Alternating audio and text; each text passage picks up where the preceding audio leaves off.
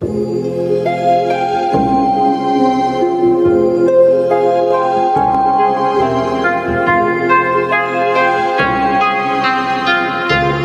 Ford دنیا کا پہلا بزنس مین تھا جس نے روزانہ 8 گھنٹے کام، ہفتے میں 2 چھٹیاں اور اسمبلنگ پلانٹ کا تصور دیا۔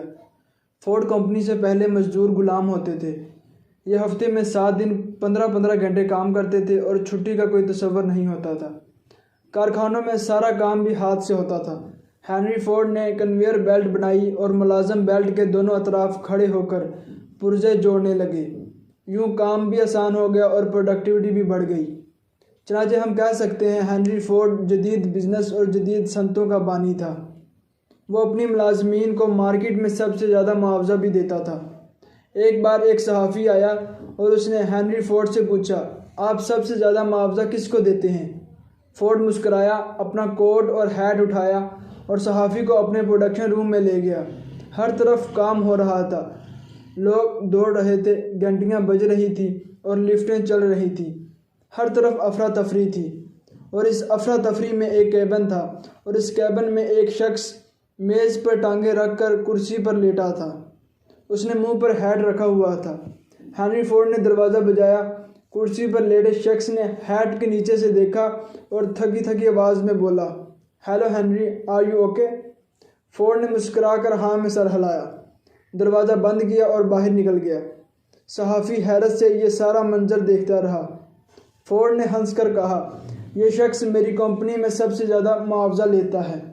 صحافی نے حیران ہو کر پوچھا، یہ شخص کیا کرتا ہے؟ فورڈ نے جواب دیا، کچھ بھی نہیں، یہ بس آتا ہے اور سارا دن میز پر ٹانگیں رکھ کر بیٹھا رہتا ہے۔ صحافی نے پوچھا، آپ پھر اسے سب سے زیادہ معاوضہ کیوں دیتے ہیں؟ فورڈ نے جواب دیا، کیونکہ یہ میرے لیے سب سے مفید شخص ہے۔ فورڈ کا کہنا تھا، میں نے اس شخص کو سوچنے کے لیے رکھا ہوا ہے۔ میری کمپنی کے سارے سسٹم اور گاڑیوں کے ڈیزائن اس شخص نے آئیڈیاز ہیں۔ یہ آتا ہے، کرسی پر لیٹتا ہے، سوچتا ہے، آئیڈیا تیار کرتا ہے اور مجھے بھجوا دیتا ہے۔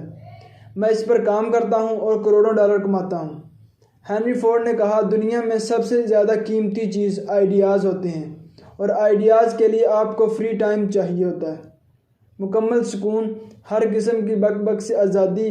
آپ اگر دن رات مصروف ہیں تو پھر آپ کے دماغ میں نئے آئیڈیاز اور نئے منصوبے نہیں آ سکتے۔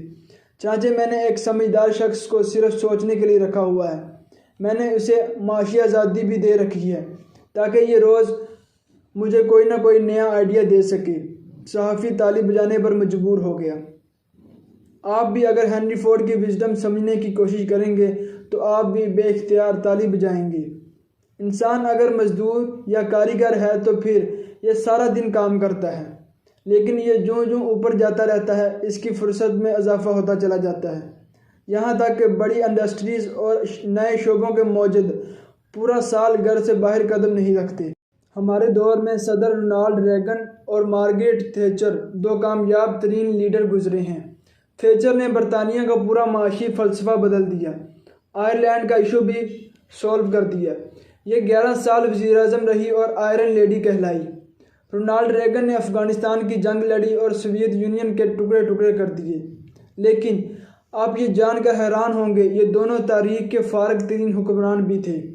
یہ سارا دن دھوپ تاپتے تھے، بطخوں کو دانہ ڈالتے تھے، واک اور جاگنگ کرتے تھے، ریستورانوں میں کھانا کھاتے تھے اور کتابیں پڑھتے تھے۔ رونالڈ ریگن ہالی ووڈ کی ہر نئی فلم بھی دیکھتا تھا۔ اب سوال یہ ہے، ان لوگوں نے پھر اتنی اچیومنٹس کیسے کی؟ اس کے پیچھے 2 فارمولے تھے، آئیڈیاز اور اچھی ٹیم۔ یہ دونوں بہت اچھے ٹیم میکر تھے اور یہ فری ٹائم میں سوچتے رہتے تھے، لہٰذا یہ دونوں دنیا بدلنے میں کامیاب ہو گئے۔ بزنس کی دنیا میں بل گیٹس اور وارن بفٹ بھی ویلے ترین لوگ ہیں۔ وارن بفٹ روزانہ 4.5 گھنٹے پڑھتے ہیں۔ بل گیٹس ہفتے میں 2 کتابیں ختم کرتے ہیں۔ یہ سال میں 80 کتابیں پڑھتے ہیں۔ یہ دونوں اپنی گاڑی خود چلاتے ہیں، لائن میں لگ کر کافی اور برگر لیتے ہیں اور اسمارٹ فون استعمال نہیں کرتے، لیکن یہ اس کے باوجود دنیا کے امیر ترین لوگ ہیں۔ کیسے؟ فرصت اور سوچنے کی مہلت کی وجہ سے۔